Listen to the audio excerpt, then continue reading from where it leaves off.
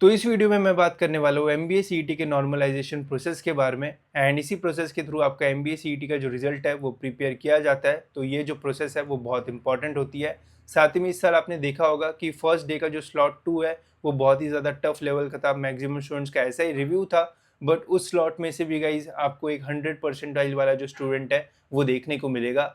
अब ये कैसे होगा ये भी हम इस वीडियो में जो है वो डिटेल में देखेंगे ताकि आपको कोई भी कन्फ्यूजन ना हो। साथ ही में जब रिजल्ट लगे तब आपको कोई भी जो शॉक वगैरह है वो ना लगे, बिकॉज हर साल एमबीए का जब रिजल्ट लगता है तो आधे से ज़्यादा बच्चे जो है वो शॉक में रहते हैं। अब ऐसा क्यों, वो भी हम इस वीडियो में जानेंगे। तो वीडियो पूरा एंड तक देखते रहिए एंड अगर आप चैनल पर न्यू हो गाइस तो सब्सक्राइब जरूर से कर लेना ताकि आपको टाइम पे एमबीए से रिलेटेड सारी जो इन्फॉर्मेशन है वो मिलती रहे। तो यह सीईटी सेल का official normalization document for MBA CET result and इसी डॉक्यूमेंट में जो चीज़ें लिखी है उसके ही थ्रू आपका पूरा जो रिजल्ट है वो प्रिपेयर होगा। तो स्टेप बाय स्टेप देखते हैं कि इसमें क्या लिखा हुआ है। तो स्टार्टिंग में इन्होंने यही लिखा है कि ये डिफरेंट डिफरेंट स्लॉट में एग्जामिनेशन होती है, तो चांसेस है कि कुछ स्लॉट डिफिकल्ट हो जाए, कुछ स्लॉट जो है वो ईजी हो जाए। तो इसमें किसी का एडवांटेज या फिर डिसएडवांटेज ना हो, तो इसलिए हम इस नॉर्मलाइजेशन मेथड का जो है वो यूज़ करेंगे। अब जिनका स्लॉट बहुत ज़्यादा टफ था उनके लिए ये जो नॉर्मलाइजेशन मेथड है ये भगवान समान है, एंड जिनका जो स्लॉट है वो इजी था उनके लिए ये जो नॉर्मलाइजेशन मेथड है वो उतना अच्छा जो है वो नहीं रहता है। अब क्यों, वो हम आगे जो है वो देखेंगे एंड आपको भी जो है वो समझ में आएगा। The process of normalization is establish practice for compressing. तो ये ऐसी मेथड नहीं है जो सीईटी सेल यूज़ करता है, बहुत सारे अदर बोर्ड्स भी इसका जो यूज़ है वो करते हैं अगर बड़े लेवल पे एग्ज़ाम होती है तो। एंड इसमें क्या होता है गाइस कि आपका जब रिजल्ट लगेगा तो रिजल्ट जो है वो परसेंटेज नहीं बल्कि परसेंटाइल फॉर्म में जो है वो रिलीज होता है, जिसमें आपको 100 से लेके तो 0 के बीच में एक जो परसेंटाइल है वो मिलता है। नॉर्मल परसेंटेज मतलब क्या होता है कि 200 मार्क का पेपर था तो उसमें से सपोज अगर आपने 100 मार्क्स स्कोर किए तो आपको 50% मिल गए, बट यहाँ पे ऐसा नहीं होता, यहाँ पे परसेंटाइल आता है। यहाँ पे 200 में से अगर आपने 100 मार्क्स स्कोर किए तो हो सकता है आपका परसेंटाइल 70 या फिर 80 रहे। तो ऐसा यहाँ पे जो है वो डिफरेंस आता है, ठीक है। तो वो आपको आगे पता चल जाएगा कि कैसे ये जो है वो आ सकता है। फिर यहाँ पे लिखा है the percentile score indicate the percentage of candidate that have scored equal और below same or lower raw score that particular percentile in that examination. Therefore, the highest score of each session will get the same percentile of 100 which is desirable. तो ये बहुत important है जो blue colour में यहाँ पे लिखा है, यहाँ पे क्लियर कट लिखा है therefore the topper highest score of each session will get the same percentile of 100। मतलब हर स्लॉट में एक मिनिमम एक बच्चे को तो भी जो है वो 100% जो है वो मिलेगा। अब इसका मीनिंग मैं आपको शॉर्ट में जो है वो समझा देता हूँ। जैसे इस साल जो है वो 6 स्लॉट में एग्जामिनेशन हुई, ठीक है। For example slot 1, slot 2 and slot 3, ठीक है। तो स्लॉट 1 में मतलब पूरे महाराष्ट्र में या फिर पूरे इंडिया में जहाँ पे भी एमबीए सीईटी एग्जामिनेशन हुई, फर्स्ट स्लॉट में जितने भी स्टूडेंट्स बैठे थे उन स्टूडेंट्स में से देखा जाएगा कि ऐसा कौन सा स्टूडेंट है जिसने एग्जामिनेशन में सबसे ज़्यादा स्कोर किया, ठीक है। तो सपोज करते हैं कि स्लॉट 1 थोड़ा ईजी था तो वहाँ पे एक बच्चे ने 170 स्कोर किया, ठीक है, जो कि सबसे ज़्यादा है पूरे महाराष्ट्र में या फिर पूरे इंडिया में जहाँ पे भी एमबीए सीईटी की एग्जामिनेशन हुई। तो 170 मार्क्स यहाँ पे इसने जो है वो स्कोर किए। वही सेकंड स्लॉट जो है वो थोड़ा टफ था, बट यहाँ पे भी एक ऐसा बच्चा तो था जिसने अच्छा स्कोर किया। सपोज करते हैं कि स्लॉट जो है वो टफ था, बट यहाँ पे भी उस बच्चे ने अच्छा स्कोर करके 150 मार्क्स यहाँ पे उसने जो है वो स्कोर कर लिए। एंड सपोज जो हमारा सेकेंड डे का स्लॉट 3 था ये भी मॉडरेट सा था, तो यहाँ पे उस बच्चे ने जो सबसे हाईएस्ट स्कोर है उसका था 160, ठीक है। तो यहाँ पे इसने 170 किया स्लॉट 1 में पूरे महाराष्ट्र में या फिर पूरे इंडिया में जहाँ पे भी एमबीए सीईटी की एग्जामिनेशन हुई उन सभी स्टूडेंट्स में से एक बच्चा जिसने सबसे ज़्यादा स्कोर किया उस बच्चे को 100% जो है वो साफ साफ जो है वो दे दिया जाएगा, ठीक है। एंड इसके नीचे जितने भी मार्क्स होंगे उसके अकॉर्डिंग फिर यहाँ पे 99.99 ऐसे जो परसेंटाइल है वो दिए जाएंगे, ठीक है। तो ये वाले स्लॉट का पहले से पूरा डिफरेंटली जो परसेंटाइल है वो कैलकुलेट कर दिया जाएगा। फिर सेकंड स्लॉट का देखा जाएगा, सेकंड स्लॉट में कौन से स्टूडेंट ने सबसे ज़्यादा मार्क्स यहाँ पे स्कोर किए। जैसे सेकंड स्लॉट टफ था बट यहाँ पे इसने 150 स्कोर कर पाया, ठीक है। तो 150 पे भी यहाँ पे स्टूडेंट को जो 100 परसेंटाइल है वो मिल जाएगा, बिकॉज इसने अपने स्लॉट में सबसे ज़्यादा मार्क्स स्कोर किए। तो जिसने भी अपने स्लॉट में सबसे ज़्यादा मार्क्स स्कोर करेगा उसे 100 परसेंटाइल जो है वो मिल जाएगा। सेम यहाँ पे थर्ड स्लॉट में 160 पे ये सबसे ज़्यादा स्कोर था स्लॉट 3 का, तो यहाँ पे 100 परसेंटाइल जो है वो मिल जाएगा। अब यहाँ पे डिफरेंस क्या आ रहा है, देखो स्लॉट 1 में 170 स्कोर करने पे 100 परसेंटाइल मिल रहा था, बट स्लॉट 2 में 150 स्कोर करने पे भी 100 परसेंटाइल जो है वो मिल गया। वही स्लॉट 3 में 160 स्कोर करने के बाद भी 100 परसेंटाइल मिल गया। ठीक है, तो स्लॉट टफ था तो यहाँ पे मार्क्स जो है वो स्कोरिंग जो है वो थोड़ी कम होगी, बट जो भी मैक्सिमम स्कोर करेगा उसे 100 परसेंटाइल जो है वो मिल जाएगा। ठीक है, एंड इसके बाद जितना भी 149 होगा, 140 होगा, 120 होगा, उन्हें 99 ऐसा जो स्कोर है वो दिया जाएगा। ठीक है, तो ये मैंने सपोज करके आपको जो है वो बताया कि किस टाइप से हर स्लॉट में एक स्टूडेंट तो मिनिमम आपको ऐसा मिलेगा जिसको 100 परसेंटाइल जो है वो रहता ही रहता है। ठीक है, फिर यहाँ पे इसके इन्होंने जो एग्जाम्पल्स है वो भी जो है वो दिए हैं।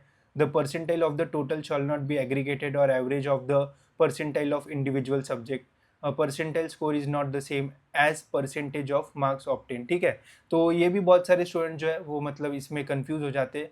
जैसे हमारा जो स्लॉट वाइज है वहाँ पे हमें जो है वो बताया जाता है, बट यहाँ पे तो रिजल्ट जब रिजल्ट आपका आएगा ना, तो यहाँ पे आपको ये नहीं पता चलेगा कि आपने कॉन्ट्स में कितना स्कोर किया या फिर आपने वर्बल में कितना स्कोर किया। आपको जब रिजल्ट आएगा तो रिजल्ट में बस एक ही चीज़ मेंशनड होती है, वो मेंशनड होती है आपका परसेंटाइल, वो भी टोटल। ठीक है, स्लॉट वाइज जो सेक्शन वाइज है वो भी मेंशन नहीं होता है। तो सपोज करते कि आपकी ऑब्जेक्शन की आएगी, जो आंसर की है वो आएगी।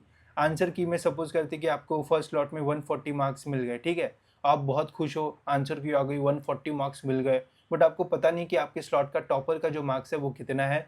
तो हो सकता है कि 140 पे आपको 99.9 के आसपास भी परसेंटाइल मिले, या फिर हो सकता है कि यहाँ पे आपको 99 ही मिले, पॉइंट के बाद आपको 0 या 1 ऐसा जो है वो रह सकता है। या फिर अगर आपके स्लॉट में बहुत ही अच्छा हाईएस्ट स्कोर है तो हो सकता है आपको 140 पे भी 98 मिल जाए, तो ऐसा भी जो है वो हो सकता है। ठीक है, तो सब कुछ डिपेंड करता है कि आपके स्लॉट में किसने सबसे ज़्यादा स्कोर किया, उसे फिर 100 परसेंटाइल मिलेगा, एंड उसके नीचे फिर सबको जो परसेंटाइल है वो मिलता जाता है। ठीक है, तो यहाँ पे इन्होंने जो एग्जाम्पल्स है वो भी दिए हैं। सपोज करते हैं कि ये डे 1 बैच 1 है, जिसमें टोटल नंबर ऑफ जो स्टूडेंट्स है वो इतने थे।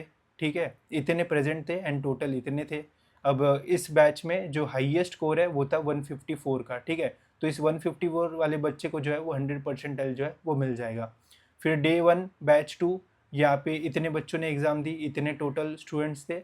अब यहाँ पे 157 हाईएस्ट स्कोर था, एक बच्चे ने इतना स्कोर किया तो उसको 100 परसेंटाइल मिल जाएगा। फिर सेम इसके लिए, सेम इसके लिए। अब देखो यहाँ पे जो डे 2 बैच 2 था, यहाँ पे 161 हाईएस्ट उसने स्कोर किया, तब जाके उसको 100 परसेंटाइल जो है वो मिला था। ठीक है, तो अगर इजी स्लॉट आता है तो वहाँ पे स्कोरिंग ज़्यादा होगी, तो वहाँ पे कट ऑफ जो है वो ज़्यादा रहेगा। 160 पे 99.9 जाएगा एंड 100 स्कोर जाएगा, एंड जो टफ था वहाँ पे कम परसेंटाइल, कम मार्क्स पे भी अच्छा परसेंटाइल जो है वो मिल सकता है। ठीक है, बाकी फिर उन्होंने कैसे कैलकुलेट किया, इनका फॉर्मूला हमें यहाँ पे जो है वो देखने को मिल सकता है, वो आप यहाँ पे जो है वो देख सकते हो। ठीक है, फिर क्या होता है कि अभी तो ये स्लॉट वाइज रिजल्ट हो गया। ठीक है, तो सपोज करते कि 3 ही स्लॉट थे, तो स्लॉट 1 का एक रिजल्ट रहेगा, स्लॉट 2 का एक रिजल्ट रहेगा, स्लॉट 3 का एक जो रिजल्ट है वो रहेगा। ठीक है, इसमें भी एक 100 परसेंटेज वाला स्टूडेंट रहेगा, एंड फिर उसके नीचे जितने भी स्टूडेंट्स रहेंगे अकॉर्डिंगली उनको 99, 98 ऐसा जो परसेंटाइल है वो मिलेगा।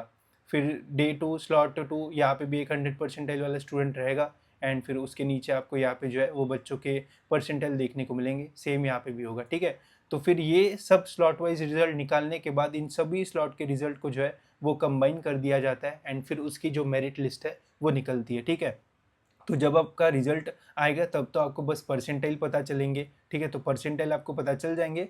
परसेंटाइल पता चलने के बाद जब एडमिशन प्रोसेस स्टार्ट होगी, तो एडमिशन प्रोसेस में गई सभी स्टूडेंट्स को जो है वो रजिस्टर करना पड़ता है। रजिस्टर करने के बाद गई फिर आपका एक जो रैंक है वो आपको मिलेगा, एंड रैंक के बेसिस पे गई आपका जो फिर एडमिशन है वो आगे जाके जो है वो होता है। तो एडमिशन कैसे होता है उसका टेंशन मत लो, वो मैं आपको डिटेल में सारी चीज़ें बताऊंगा। जो यूट्यूब पे लोग नहीं बताते वो सारी चीज़ें मैं आपको जो है वो बताऊंगा। आपको ज़्यादा कुछ जो है वो टेंशन लेने की ज़रूरत नहीं है। हमारी काउंसलिंग प्रोसेस भी होती है, उसमें भी आपको बहुत हेल्प जो है वो हो जाएगी। अभी बस मेरा बताने का ये मतलब था कि देखो, चाहे आपका स्लॉट टफ था या फिर ईजी था, हर स्लॉट में एक स्टूडेंट को जो 100 परसेंटाइल है वो मिलेगा, जिससे चीज़ें जो है वो इक्वल जो है वो हो जाती है। जो अभी रो रहे हैं हो सकता है कि रिजल्ट लगने के बाद उनको जो है वो अच्छा परसेंटाइल मिले, बिकॉज स्लॉट 2 टफ था तो वहाँ पे स्कोरिंग करना डिफ़िकल्ट था। अगर वहाँ पे किसी बच्चे को 140 पे ही 100 परसेंटाइल मिलता है तो प्रोबेबिलिटी है वहाँ पे कि 130 पे भी उन्हें बहुत अच्छा जो मार्क्स है वो मिले। वही अगर आपका बहुत ही ईजी स्लॉट था तो वहाँ पे टॉपर का जो परसेंटाइल है, मार्क्स जो है वो बहुत अच्छा रहेगा, हो सकता है 170 रहे, तो यहाँ पे आपको 140 भी मिलेंगे तब भी आपका जो परसेंटाइल है वो नीचे जो है वो जा सकता है, ठीक है। तो बहुत परम्यूटेशंस एंड कॉम्बिनेशन जो है वो यहाँ पे बनते हैं। तो अगर आप खुश हो तो मैं बोलूँगा कि न्यूट्रल रहो, ज़्यादा खुश मत रहो, बिकॉज रिजल्ट के दिन मैक्सिमम या फिर आधे से ज़्यादा स्टूडेंट्स को जो है वो शॉक लगता है।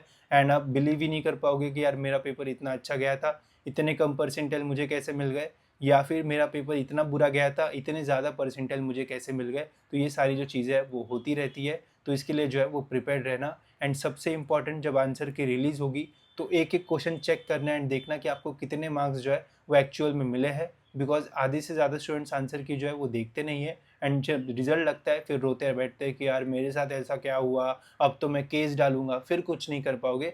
तो अगर आपको अपने पेपर का एनालिसिस अच्छे से चाहिए तो आपको अपनी आंसर की जो है वो अच्छे से देखना चाहिए। उसी से आपको एक रफ आइडिया आएगा कि कितना परसेंटेज मुझे जो है वो मिल सकता है।